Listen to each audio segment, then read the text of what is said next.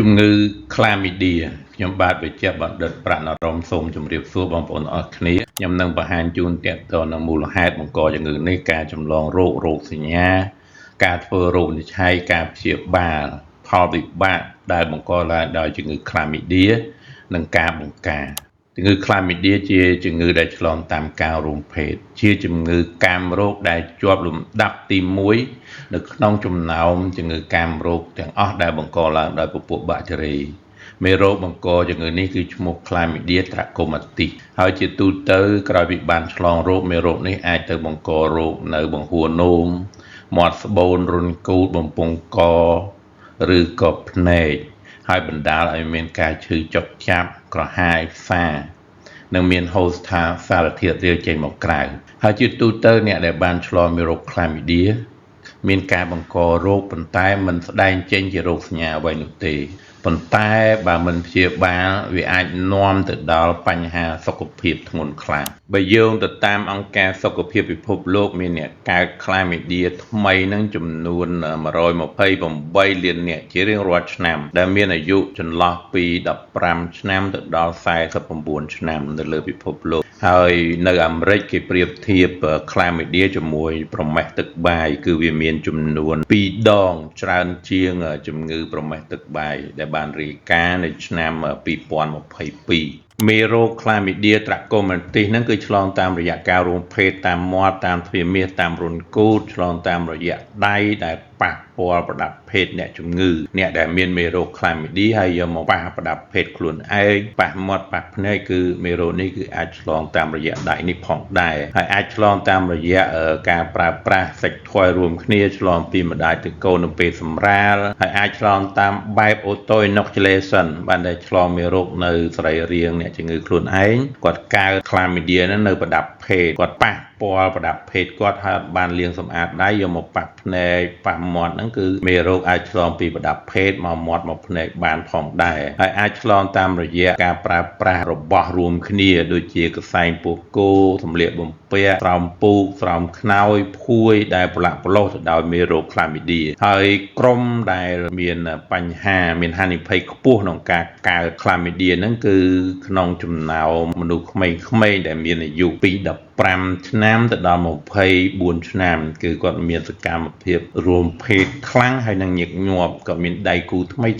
ហើយមានដៃគូរួមភេទច្រើនដោយមិនបានប្រើប្រាស់ស្រោមអនាម័យឲ្យបានត្រឹមត្រូវឲ្យបានជាប់លាប់ The core problem is the silent infection បញ្ហាចម្បងដែលធ្វើឲ្យ Chlamydia នឹងជាប់លំដាប់ទី1នៅក្នុងចំណោមកាមរោគដែលបង្កដោយបាក់តេរីនោះគឺការបង្ករោគដោយគ្មានរោគសញ្ញាការបង្ករោគដែលអត់រោគសញ្ញាចំពោះស្ត្រីមានរហូតដល់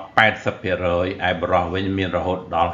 50%មានមេរោគមានការបង្ករោគអត់រោគសញ្ញាអត់មានការឈឺចាប់អត់ស្វែងរកការព្យាបាលការរួមភេទនៅតែខ្លាំងនៅតែរួមភេទបានញឹកញាប់អាចចម្លងមេរោគទៅដៃគូបានយ៉ាងងាយ The core problem silent carrier ចំណែកអ្នកដែលមានរោគសញ្ញាគឺអាចស្ដែងចេញរវាងពី7ទៅ28ថ្ងៃក្រោយពីបានឆ្លងមេរោគ Chlamydia ហើយរោគសញ្ញាចំពោះបុរសហ្នឹងគឺមានការហូរសារធាតុរាវចេញពីរុនបង្ហួរនោមហើយសារធាតុរាវហ្នឹងអាចមានពណ៌សថ្លាឬក៏ពណ៌ល្អក់ឬក៏អ្នកខ្លះក៏អាចមានពណ៌លឿងដែរហើយរាវដូចទឹកអ្នកខ្លះក៏រៀងខាប់តិចផងដែរហើយនោមមកមានការឈឺចាប់ក្រហាយផ្សាពិបាកនោមមកអួលហើយមានឈឺចុកចាប់នៅពងស្វាហើមពងស្វាម្ខាងឬក៏ទាំងសងខាងចំពោះស្ត្រីវិញគឺមានការហូរសារធាតុរាវចេញពីរុនទ្វារមាសអាចមានពណ៌លឿងពណ៌ថ្លាឬក៏ពណ៌ត្រួយចេកហើយមានធុំក្លិនខ្លាំង have strong odor ហើយពិបាកនោមមកមានការឈឺចាប់នោមសានោមក្រហាយនោមមករាងអួលឈឺចាប់នៅពេលរួមភេទមានការធ្លាក់ឈាមនៅចន្លោះរដូវឬក៏បន្ទាប់ពីការរួមភេទហើយអាចឈឺចាប់នៅពោះផ្នែកខាងក្រោមតំបន់ pelvis ហ្នឹងគឺបានន័យថាមេរោគនេះគឺវារាលដាលទៅដល់ស្បូនទៅដល់មាត់ ទៅបល់ដៃស្បូនហើយដែលជាការបង្ករោគមួយដែលធ្ងន់ហើយដែលយើងហៅថា PID pelvic inflammatory disease គឺមានការបង្ករោគទៅដល់សរីរាង្គនៅក្នុងអាងត្រគាករបស់ស្ត្រី Chlamydia ដែលកើតនៅភ្នែកគឺធ្វើឲ្យភ្នែកឡើងក្រហមហើយមានការឈឺចាប់ហើយអាចមានការហូរពពឹកភ្នែកហូរសារធាតុរាងឬក៏ខ្ទុះចេញពីភ្នែក Chlamydia បំពង់កជាទូទៅមិនមានស្ដែងចេញជារោគសញ្ញាអីនោះទេប៉ុន្តែអាចចម្លងមេរោគ Chlamydia ទៅដៃគូបានហើយអ្នកខ្លះមានរោគសញ្ញាដូចជាការឈឺបំពង់កឡើងហើមឡើងក្រហមបំពង់កChlamydia រុនគូតជាទូទៅមិនមានស្ដែងចេញជារោគសញ្ញាអ្វីនោះទេប៉ុន្តែអ្នកខ្លះអាចមានរោគសញ្ញាដូចជាការឈឺចាប់នៅក្នុងរុនគូតមានការហូរសារធាតុរាវពណ៌រឿងឬក៏ពណ៌ត្រួយចេកឬក៏ពណ៌ថ្លាហើយជួនកាលអាចមានការហូរឈាមចេញពីរុនគូតផងដែរការធ្វើរោគវិនិច្ឆ័យ Chlamydia នេះយើងអាចធ្វើណាត់តេស្ត gram stain និងបណ្ដុះមេរោគហើយសំណាកហ្នឹងគឺយើងត្បាល់យកពីកន្លែងដែលមានបញ្ហាអាចពីបង្ហួរនោមពីរុនទ្វារមាសពីបំពង់កភ្នែកហើយអាច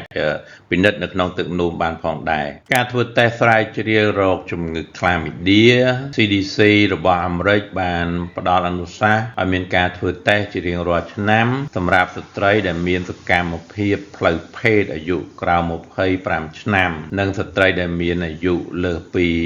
25ហើយមានកត្តាហានិភ័យដូចជាមានដៃគូរួមភេទថ្មីឬក៏មានដៃគូរួមភេទច្រើន Sexual active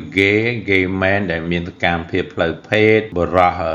រួមភេទជាមួយបុរស bisexual បើន័យថាគាត់រួមភេទបានទាំងស្ត្រីបានទាំងបុរសគឺត្រូវធ្វើតេស្តឲ្យបានទៀងទាត់ជារៀងរាល់ឆ្នាំRoutine screening ការធ្វើតេស្តស្រាវជ្រាវជាប្រចាំវាមានសារៈសំខាន់ណាស់ពីព្រោះ Chlamydia ជាទូទៅគ្មានស្ដែងចេញជារោគសញ្ញាអីទេមានមេរោគអត់រោគសញ្ញាជាពិសេសអ្នកដែលចង់មានផ្ទៃពោះចង់មានកូនគួរតែធ្វើតេស្តស្រាវជ្រាវរោគ Chlamydia ព្រោះ Chlamydia នេះមានហានិភ័យទៅដល់កូននៅក្នុងផ្ទៃក៏ដូចជាបញ្ហាសុខភាពម្ដាយផងដែរ CDC និងអង្គការសុខភាពដទៃទៀតក៏បានផ្ដល់អនុសាសន៍ដែរថា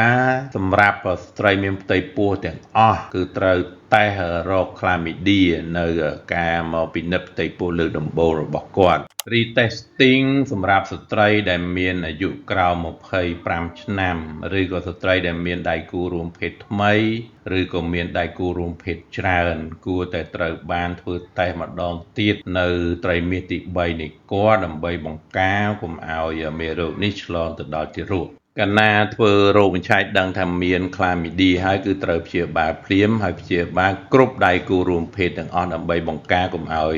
មេរោគនេះឆ្លងសារជាថ្មីហើយត្រូវធ្វើតេស្តរោគជំងឺកាមរោគផ្សេងទៀតជាពិសេស AIDS ស្វាយក្តាមB ក្តាមC ផលវិបាក Chlamydia ចំពោះស្ត្រីគឺអាចធ្វើឲ្យមាន PID pelvic inflammatory disease អាចបណ្ដាលឲ្យមានការខូចខាតជាអចិន្ត្រៃយ៍ទៅដល់ដៃស្បូននិងជាលិកាជុំវិញសរីរាង្គនៅក្នុងអាងត្រគាកអាចធ្វើឲ្យស្ត្រីអត់កូនមានកូនក្រៅស្បូននិងមានការឈឺចាប់ម្ដុំអាងត្រគាកម្ដុំពោះផ្នែកខាងក្រោមនឹងរ៉ាំរ៉ៃផលវិបាកនៃជំងឺ Chlamydia កំឡុងពេលមានផ្ទៃពោះអាចបណ្ដាលឲ្យមាន premature rupture of membrane បែកស្រោមទឹកភ្លោះមុនពេលកំណត់ដោយសារការបង្ករោគដោយ Chlamydia នឹងវាធ្វើឲ្យរលាកធ្វើឲ្យផុយស្រោមទឹកភ្លោះបណ្ដាលឲ្យបែកមុនពេលកំណត់អាចធ្វើឲ្យមាន preterm labor and birth ឲ្យទារកកើតមិនគ្រប់ខែហើយ Chlamydia នឹងគឺវាជាប់ទាក់ទងហានិភ័យនៃការកើនឡើងទារកកើតមិនគ្រប់ខែគឺទារកសម្រាលមកមុន37សប្តាហ៍នៃអាយុកហើយ preterm baby ហ្នឹងគឺវាមានហានិភ័យនៃបញ្ហាសុខភាពជាច្រើនផងដែរអាចធ្វើឲ្យទារកកើតមកមិនគ្រប់គីឡូទោះបីជាទារកនឹងគ្រប់ខែក៏ដោយហើយអាចធ្វើឲ្យ postpartum infection ការបង្ករោគក្រោយសម្រាលបន្ទាប់ពីសម្រាលទៅមេរោគហ្នឹងវាឆ្លងចូលទៅដល់មាត់ស្បូនចូលទៅក្នុងស្បូនហើយបង្កើនហានិភ័យបណ្ដាលឲ្យមានការរលាកស្បូន endometritis ដែលធ្វើឲ្យស្ត្រីនឹងមានការក្តៅខ្លួនមានការឈឺចាប់ហើយនឹងពជាពេលនៃការជាសះស្បើយហើយទារកអាចឆ្លងមេរោគ Chlamydia ពីម្ដាយដែលធ្វើឲ្យមានការបង្ករោគនៅភ្នែកកើតឡើងពី20ទៅ50%នៃទារកទាំងអស់ដែលកើតចេញពីម្ដាយដែលមានជំងឺ Chlamydia អត់បានព្យាបាលហើយរោគសញ្ញាវានឹងចាប់ផ្ដើមពី5ទៅ10ថ្ងៃក្រោយពេលសម្រាល រោគសញ្ញារួមមានភ្នែកគាត់ឡើងក្រហមឡើងហើមនិងមានការហូរខ្ទុះចេញពីភ្នែកប្រសិនបើអត់បានព្យាបាលឲ្យទៅរួចទេបញ្ហាភ្នែកនេះគឺអាចធ្វើឲ្យមានសម្លាកមានស្នាមហើយធ្វើឲ្យមានពិការភ្នែកជាអចិន្ត្រៃយ៍ permanent visual damage ទារកដែលបានឆ្លងមេរោគ Chlamydia នៅពេលសម្រាលហ្នឹងគឺអាចមានការបង្ករោគនៅសួតហើយអត្រាដែលកើតមានជំងឺនេះគឺមានពី5ទៅ20%ហើយរោគសញ្ញាស្ដែងឡើងនៅរវាងពី1ខែទៅ3ខែនៃអាយុទារករោគសញ្ញារួមមានការក្អកការតឹងទ្រូងដង្ហើមញាប់ចំពោះគ្រុនក្តៅជាទូទៅមិនមានស្ដែងចេញជារោគសញ្ញាគ្រុនក្តៅនោះទេដោយសារទារកនៅតូចត្រឹម1ខែ2ខែហ្នឹងគឺប្រព័ន្ធការពាររាងកាយគាត់ខ្សោយដូចមានការបង្ករោគប៉ុន្តែអត់មានក្តៅខ្លួននោះទេផលវិបាកនៃជំងឺ Chlamydia ចំពោះបុរសធ្វើឲ្យរលាក Epididyme រួមត្បៀតបង្ហួននោមធ្វើឲ្យបុរសពិបាកនោមទឹកនោមចេញមកខ្សោយមានការឈឺចុកចាប់នៅពេលនោមនិងបង្កើនហានិភ័យនៃការបង្ករោគនៅតាមផ្លូវនោមរលាកប្រូស្តាតរលាកសន្លាក់និងធ្វើឲ្យបុរសអត់កូនផលវិបាកនៃជំងឺ Chlamydia ចំពោះបុរសនិងស្ត្រីដែលមិនបានព្យាបាលឬក៏ព្យាបាលមិនបានត្រឹមត្រូវគឺអាចបង្កើនហានិភ័យនៃការឆ្លងមេរោគអេដស៍ឆ្លងជំងឺកាមរោគផ្សេងៗមកបន្ថែមទៀតមានការបង្ករោគនៅរន្ធគូតនៅមាត់នៅបំពង់កភ្នែកហើយមេរោគនេះគឺអាចរាលដាលទៅក្នុងចរន្តឈាមហើយឆ្លងទៅសរីរាង្គផ្សេងៗទៀតដូចជាសន្លាក់ស្បែកបេះដូងតម្រងនោមព័ន្ធប្រសាទឡាក់